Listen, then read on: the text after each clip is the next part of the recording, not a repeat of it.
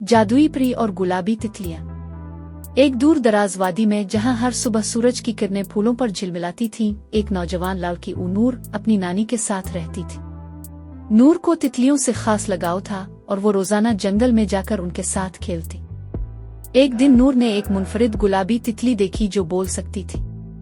तितली ने बताया कि वो एक जादुई परी है जिस पर एक बद्दुआ है और सिर्फ एक नेकदिल इंसान ही इसे आजाद कर सकता है। नूर ने परी की मदद करने का फैसला किया। तितली ने इसे 3 काम करने को कहा।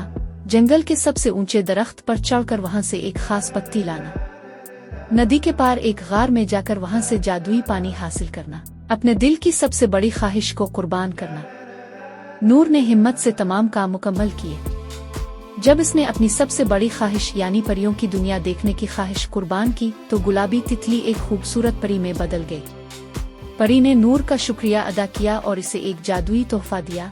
जब भी नूर किसी मुश्किल में होगी वो 3 बार दोस्ती कहे तो परी इसकी मदद को आएगी। नूर ने सीखा कि दूसरों की मदद करना और कुर्बानी देना सबसे बड़ी ताकत है।